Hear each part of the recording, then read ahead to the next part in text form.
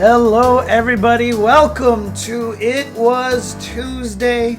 A brand new year, 2024 is starting for us. And of course, one of the traditions that I say we, as in the ULTRACHENTV crew used to do was the ULTRACHENTV Awards.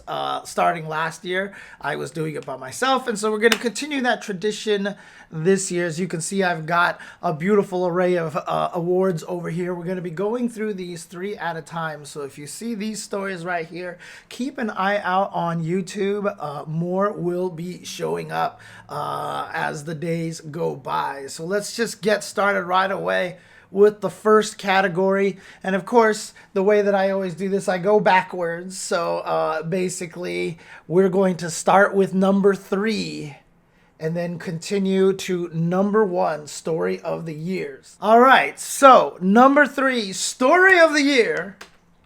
This is actually kind of funny because for the past few years, I've had this going narrative in terms of story about rollback netcode. So the number 3 story of the year is rollback netcode is everywhere. I think 4 years ago, it was like the battle for rollback netcode continues. Then the next year is rollback is starting to win. And then the next year after that was rollback. All rollback does is win, win, win. And so this year, it is rollback netcode is everywhere. And this is such a huge story and such a powerful thing for the fighting game community to get.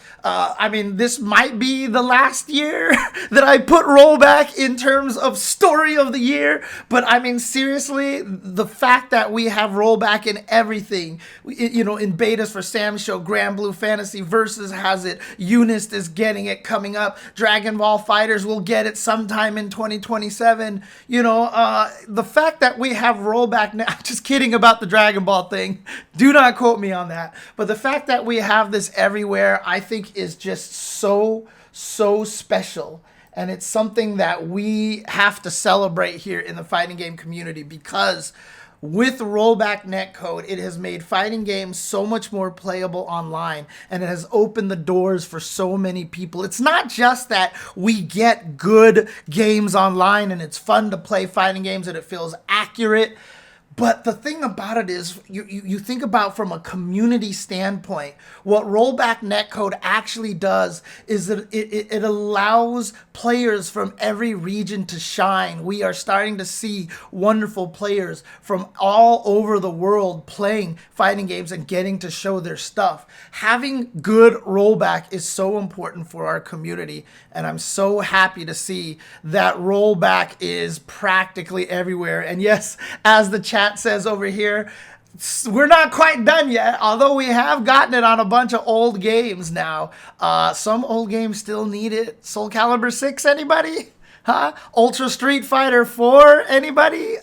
I mean, Kelvin asks, does it cost developers more time and money to do rollback? If designed from the get-go, when you create your game, it is not as bad. But if you are retrofitting it, it is very, very painful. In fact, you know, the Grand Blue devs have said that they've practically had to almost rewrite their core game code to encompass rollback netcode when going between Grand Blue Fantasy Versus and then Rising. So it is very difficult, but if you design it from the get-go, then it is a lot simpler of a task. But there you go. Honestly, rollback netcode, seeing where it is now, seeing how we have all thrived and benefited from it, it's so absolutely wonderful to see. And I'm really ecstatic that we're seeing rollback everywhere. And so we move on to the number 2 story of the year. And this one is actually kind of crazy here because I certainly thought that this would never happen. But we have a 2-time Capcom Cup champion in Mena RD. I mean, that is absolutely just mind-blowing at this point. Like, you think about this and you're like, there are so many competitors for Street Fighter V that to have one person win multiple years is actually very, very difficult to do. And Mena RD was probably one of the least likely ones. The first time that he won, nobody expected him to win. And heck, the second time he won, I don't think a lot of people were talking about Mena RD. They were talking about all these other players with the potential to win, and Mena RD, just his consistency and his strength. And since he's won that, he has become one of the most consistent players. And basically, he is he has been remaining as one of the best fighting game players on the planet. And as Anti-Mage in the chat says, not from Japan as well. And sure enough, I mean, they just won the FAV Cup too, the FAV Cup. It was Mena, Kaba, and Knuckledew. We are starting to show what the parity is like and just how strong the rest of the world is becoming at fighting games. And to say that the potential greatest Street Fighter player in the world right now is coming from the Dominican Republic is absolutely crazy. And yeah, exactly. A very humble kid. I mean, yes, he has a cocky streak. You can't be that good without being cocky, okay? But the way that he's been able to give back to not just his family, to not just his friends, but to his country, etc., etc., it's really wonderful to see what Mena has been able to do and accomplish in this fighting game community. And you think about it, if it were not for the FGC, we would not have this kid being a worldwide name. He is so famous in his own country. He is a national hero. And, you know, it's so wonderful to see this kind of thing. Again, one of the reasons why I do fighting game stuff is to give these opportunities to people who otherwise would never have an opportunity to be able to achieve something that it almost feels like they were destined to achieve. Even when he won Capcom Cup, his speech was about loving the game and loving the community and seeing new players come and seeing growth and stuff like that. It is, you know, just, he has such a good attitude, and you know, he understands his own background as well. So to be able to see where this is all coming from is crazy. But, you know, mainly just that, honestly, the fact that he won 2 Capcom Cups is crazy, dude. It's unprecedented. Like, you know, early on we thought maybe someone like Tokido could do it, but as the years went, it just became so crazier and crazier. And if you ran the same Capcom Cup multiple times, you would have so many different winners every time, because it's so hard to remain consistent, not because of the game, but because of the talent out there. I mean, again, you see, what is it, like 7,000 players at EVO, and then, you know, 925 players entering Capcom Cup Japan, CPT Online Japan just this past weekend, etc., etc. The sheer volume of players out there makes it so that it's so hard to win even one. But to win 2 Capcom Cups now at this point is unprecedented, and instantly put him in the conversation for one of the greatest fighting game players of all time. That's how much that win meant. That's how crazy that story was, is that the instant he won that, he became part of that conversation as one of the best of all time. And so finally, we are going to go to the #1 story of the year. And it's funny because I feel like this story has affected our scene so much, and I don't think a lot of people understand just how much it affected us and how much it has changed our scene. And that is $1 million. Like, honestly, the effects and the ripple effects of $1 million being offered by Capcom Cup, which is actually all gonna come to, oh my god, it's happening next month. But honestly, like, the fact that there is so much money going into Capcom Cup and has really changed a lot of the way that we think about fighting games, how we approach fighting games, and how people talk about fighting games. Like, obviously this is cool, right? Like, we can talk about the aspects where I'm like, man, did I ever think we would ever be able to win $1 million playing fighting games? or, man, imagine what life-changing money this can do, or wow, fighting games have reached a point where, no, the thing about it is that, like I said, the ripple effects are everywhere, because the reason why I have this as the number one story is because it's not necessarily all great here, because $1 million is really what changes the way that a lot of people perceive the game, right? When you see something like the Co-op Cup for Third Strike, everyone's like, oh, look, you see character variety, et cetera, et cetera. And that's because, why not use Remy? If you lose, you don't lose any money. If you win, you don't gain any money.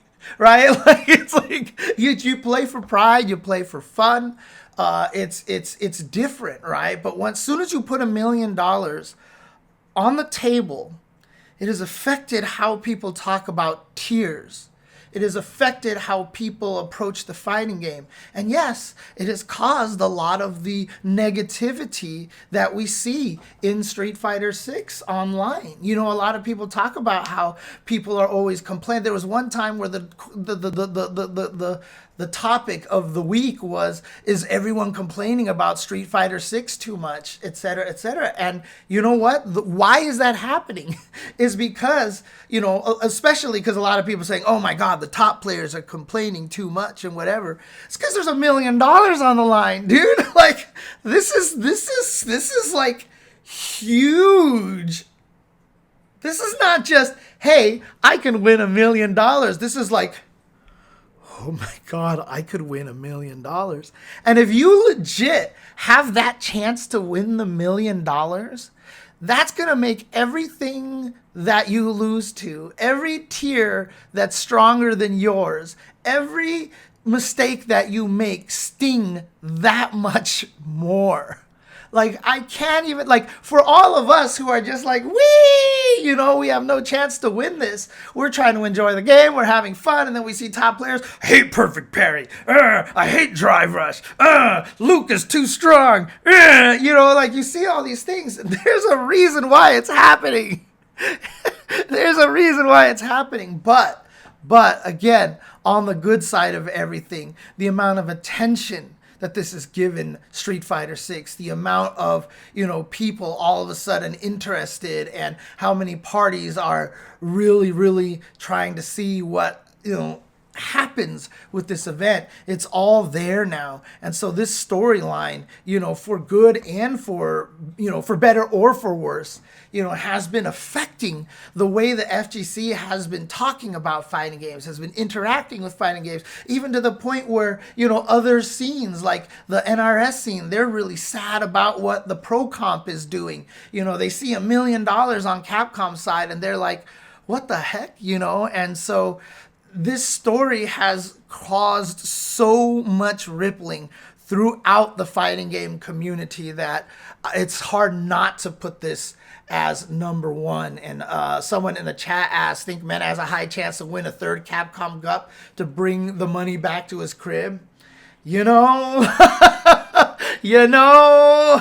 He's definitely at one of the high points for this right now. He's definitely one of the favorites. Yeah, so Counterpoint, Capcom Cup system comes at the expense of other large tournaments and channels who used to be more involved in the point system to qualify. Yeah, Capcom Cup is giving $1 million but at the same time, the FGC at large may find it difficult to justify running these tournaments. Oh yeah. That's a whole different conversation, Initial D Volvo. Like, that's a whole different conversation. And that has nothing to do with the $1 million storyline. That has more to do with the fact that netcode is actually good and we can run everything online. And online is a lot easier for the players, for the organizers, etc., etc. There's just a lot of advantages to online. So it really makes it very difficult for the offline events to thrive. I've had a whole episode on this about Capcom, choosing to go for the online route. And I mean, why wouldn't they? They can make money off of Twitch. It's easier to organize. There's less worry about travel, et cetera, and of course it's going to go that way. But to fix that, that's what we as a community has to do, is just to make sure that we continue to speak up and continue to promote offline fighting game events. And I mean, I've talked about it that I really feel like we need to go back to a point system. So in any case, the $1 million, yeah, has changed everything about the way we treat fighting games. And I wish a lot more people would pay attention to that. I wish a lot more people would see it, because a lot of the things that people are complaining about, you know, I love talking about that Keats interview about, you know, Killer Instinct, where people are like, Jago's instinct is too strong. And then, you know, Keats went through it and was like, it's not too strong. The root cause is that the wind kick is too good. So I'll nerf the wind kick. And now nobody complains about the instinct, even though that wasn't changed, right? You have to find the root cause. And a lot of people, when they talk about, you know, why is everybody being so negative? Look at these tier charts, da-da-da-da-da. Why are there so many Lukes? How can this game be balanced? And, you know, the root cause of that really is $1 million. When you put that kind of money on the line, it changes your mentality, especially if you're a person who legit believes they have a chance to be able to win that. And while a lot of casual people are going to be like, you know what, maybe only 4 people have a legit chance of winning that. That's not true. Like I said, you take the way Capcom Cup is run and you put it through some sort of simulator, and you're going to come out with a different winner almost every single time. Like, that tournament is up for grabs. You know, there's not a single player I would bet on over the field. Let's just put it that way. Even someone like Mena RD. The fact that a player like Kakeru has not even qualified for Capcom Cup just shows you how ridiculous the competition is for this game. But again, $1 million changes everything. And so that is my number 1 story of the year. Yay!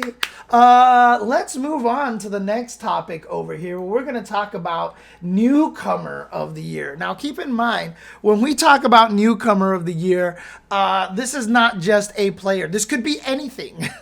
This could be anything, right? It could be a person, it could be a game, it could be a character, it could be anything, right? And so for me, I gotta tell you, man, this was brand new to the game this year, and I feel like I cannot play fighting games without it anymore. And that is the frame meter. Holy crap. This new,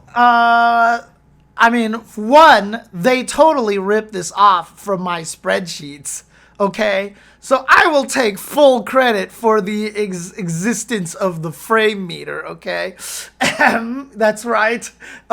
Trademark James Chen. No, I'm just kidding.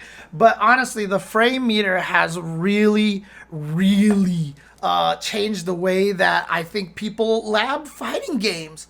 Honestly, like, I've always said that there's a better way to present frame data than just putting numbers on the screen. When people were all yelling about that, you know, back in the day, where they're like, you need to put numbers on the screen. And I was like, no, that's a terrible idea. And then people are like, you're stupid, James. And then the frame meter came out and I'm like, this is how you lab. And I can barely play any fighting game these days without it. So like when I sit there and I go try to lab other characters, I'm like, how does this work? What's my Oki? And I don't have a frame meter telling me everything. It's absolutely, like, I'm almost at a loss at how to train in fighting games these days without the frame meter. It's so important. So yeah, I have the frame meter as number 3 right now. And yeah, so much to the point where everybody's even been modding it in. A Grand Blue modding scene has modded a frame meter into their game. A whole bunch of people are trying to mod these frame meters into the game because that's the way it is, man. Like, that thing is so important. And I know it's kind of a cheat here. But you know, I wanted to make sure I included as much as I could in here. So for number 2 for Newcomer of the Year, I do have 2 things in here, but that's just because there's no way for me to pick one over the other. But I mean, I know Ending Walker really kind of started showing up on the scene a little bit last year. So it's hard for me to put Ending Walker on this one. So that's why I had originally, it was just Zen and no Ending Walker. But I put Ending Walker here just kind of like as an honorable mention. I should have put him last year. I did not have Ending Walker on the Newcomer of the Year last year, and that was a big mistake on my part. So this is kind of a makeup, putting him over here, but also Zen. Both of these two players, young players, finishing both in the top 4, I think it was, at Capcom Cup this past year. Did they finish top 3? Actually, now that I think about it, I think Zen was second to Mena RD, and I think 3rd was Ending Walker, or 4th was Ending Walker, if I'm not mistaken. But to have them reach that point, and Ending Walker is just, I mean, continuing his reign of terror into Street Fighter 6. He managed to qualify from the UK World Warrior scene with Ryu. So we have a Ryu in Capcom Cup. Can you believe this? So we got a Ryu in Capcom Cup. But again, I originally had Zen here because, I mean, literally coming out of nowhere. He showed up to the last chance qualifiers, and even he said he had no belief that he could beat a lot of these players. His handle online is fake problem X, right? He considered himself a lesser problem X, and then at Capcom Cup defeated problem X in a Bison mirror. And so Zen really came out of nowhere, and he became a favorite as soon as he won the last chance qualifier, beating all sorts of people. I think he beat Tokido, he beat Problem X, like I mentioned, and he just, and this always happens too, because then the last chance qualifier is just feeling it, and they're on a roll, and he got all the way to grand finals of Capcom Cup, and almost won that thing, and since then, like he got invited to Street Fighter League. He's been everywhere. People talk about. Everybody knows his name now, and so it was absolutely just wild to see him come out of nowhere. I mean, he's practically a household name in Street Fighter competitive circles now. And literally, a lot of the China players are like, yeah, watch out for Zen, man. He's really good. And everybody's like, who is this guy? We've never heard of him. And then he just came out and started blowing everybody up. And so, you know, for me, Zen is truly the second newcomer of the year. And of course, the first #1 newcomer of the year, I don't think anybody's going to be able to question this one. I don't think anyone's going to be surprised by this. But of course, it's Street Fighter 6. Honestly, you know, it's so funny, Bearberry Cheesecake. I almost put JP parentheses Street Fighter 6.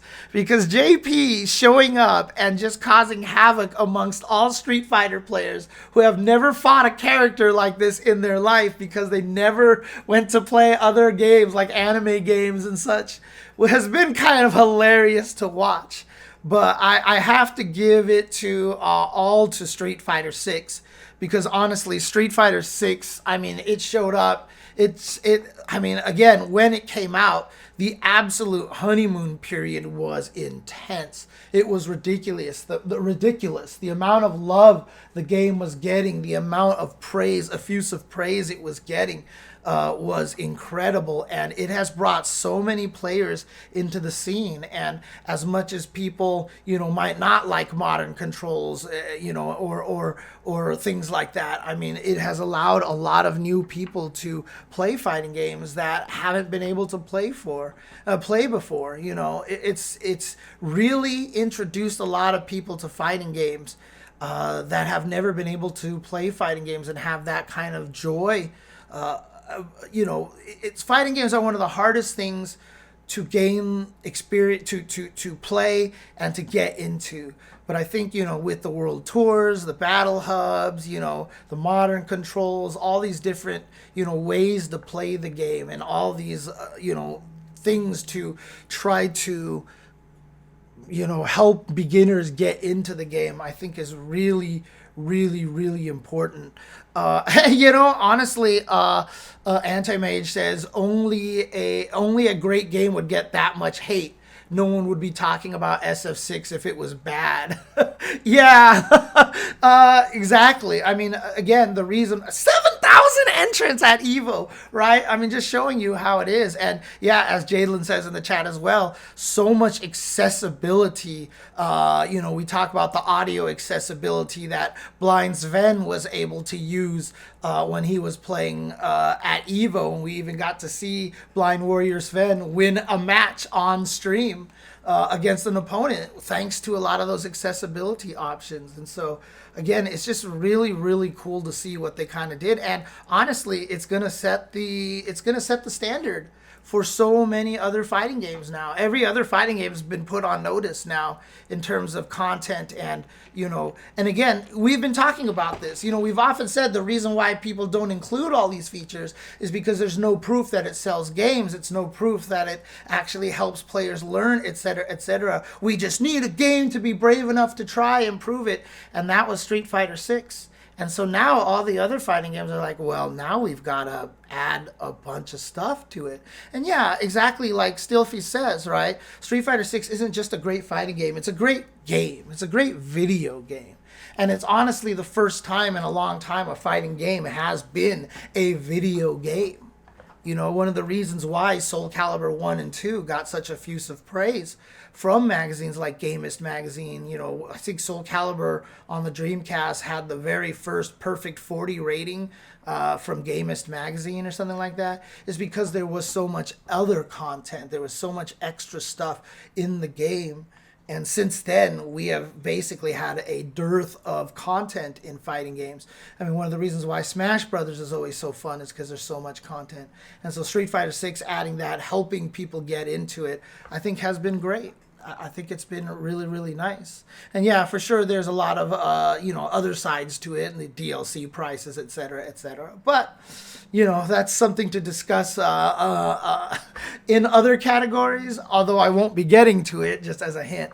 But again, Street Fighter 6 really changed the fighting game scene and has been the closest thing, I think, to Street Fighter 2 to be a pretty big phenomenon. Of course, that $1 million that I talked about earlier helps. But that's Street Fighter 6, definitely the newcomer of 2023. And I don't think many people can debate that at this point. But for this first segment here of awards, I definitely want to close out on something big and something important. And that's, of course, Event of the Year. We have been having a lot of great events this year. And I just wanted to talk about the ones that stood out in particular to me. And so I'm always happy to present, Event of the Year. And number 3, I'm going to actually give the award to Capcom Cup 9. Capcom Cup 9 was an amazing event. It was run really, really well. From someone who was behind the scenes, it was so well done. I mean, honestly, the crew behind Capcom, the crew behind, the crew at Capcom, the crew at Blue Coast, they did such a great job. They had a bunch of wonderful video packages. I loved doing the James Chen in a chair segments and stuff. It was a lot of fun. FAV Cup was this year, Chad Mode. FAV Cup, if you're talking about the most recent one, that was this year, not 2023. But Capcom Cup 9 was really well done. And I still remember after it being over, I mean, it had a lot of hype. The venue was really cool. And, I just remember, talking to everybody who was involved. I was like, dude, you guys did such a great job, from Fontana to Jonathan to everybody, doing just all this work. I felt like it was one of the smoothest run productions. It was really well handled. A lot of things were, it was surprisingly run close to schedule, et cetera, et cetera. Capcom Cup 9, I just felt like was, a great way to send off Street Fighter V. I mean, I don't think that there was a better way that we could have done it, honestly. I think it was amazing. It was an amazing event. It was an amazing event to be a part of. It was an amazing event to watch. And then, of course, to cap it all off with the $1 million announcement was just a way to just make everybody go absolutely insane. And I still am terrified that because they did say at that Capcom Cup that this was a special launch tournament prize. I really hope that they can keep the prize money close to that much for the following years because, like I said, you can see how much it affects everything. So fingers crossed, knock on wood. Let's hope we still get $1 million. $1 million prize pool, or at least $1 million prize for first next year. Number 2 event of the year for me, I have to give an award to. I don't want to call it the little engine that could, but I had no surprise that it was this amazing, and that is going to be Blink Respawn 2023.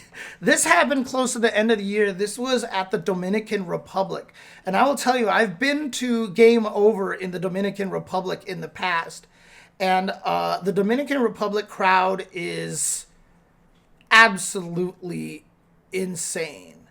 Like, that crowd is the hypest crowd that you will ever experience. And having been there firsthand, I just know how absolutely insane it was. And so this year, when like Jeremy and Logan were commentating grand finals and you could hear the audience screaming through the commentary mics, and you could just see how hype everyone was going. After that happened, all everybody could talk about was how amazing offline was. You know, it really brought that offline conversation back into the fore with just how hype and amazing and just electric the crowd was. Machina Soul, I did not go to Blink Respawn 2023. I was only able to watch it. So I can't tell you how different it was, but just like I said, nothing about it surprises me that if it was even bigger than when I was there. I mean, when me and David were there a long time ago before the pandemic, we could barely hear ourselves commentate. Like, I would say stuff, David would say stuff, and we could barely hear each other with our headsets on. It was absolutely insane. But not only was it a super hype tournament, they ran it really well. They had a lot of the wonderful talent there. Rob TV did a great job emceeing the event, et cetera, et cetera. It was just, it was really, really, really awesome to see what they did with that event, and how much the Dominican Republic is like, let's really invest in this because, what Mena RD has brought to the country. Honestly. So, great job to the Blink Respawn crew. Really, really making us all want to go back to offline. And of course, number 1 on the events of the year list.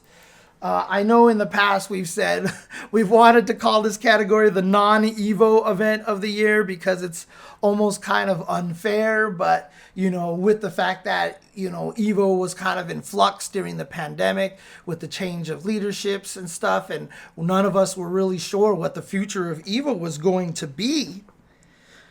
Well, you know what? Rick Thayer took over, and he has definitely kept it alive, and in fact, maybe even made it better than it ever has been before. Evo this year was one of the most fantastic events that I have ever experienced. It was just electric. And yes, the top 6 was a little sad. Hopefully that's something that they'll reconsider next year to go back to top 8. But just the fact that it was jam-packed with content, it had streams for everything. You could see every fighting game on stream at one point. They even moved the side tournaments closer to everything else. It wasn't across the ballroom anymore. It had the most ridiculous artist alley. It had the most ridiculous free play arcade section. It had so much content over there. You could play so many new things at Evo, and just as a person being there, it was such an exciting, and it was an electric event.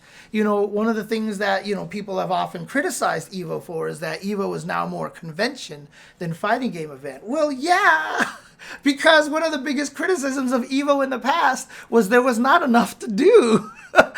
You would go, and if you went as a spectator, if you weren't playing, there wasn't much to do. There wasn't much to buy and stuff. So like, yeah, full blown arcade. Yeah, everything classic, not just fighting games, not just fighting games. But yeah, the fact that, you know, now when you go to Evo, you almost will miss a lot of stuff. You know, they brought back the arcade joystick museum. There's all these vendors showing off cool stuff. There was the indie section where you could play the countless indie fighting games that are coming out.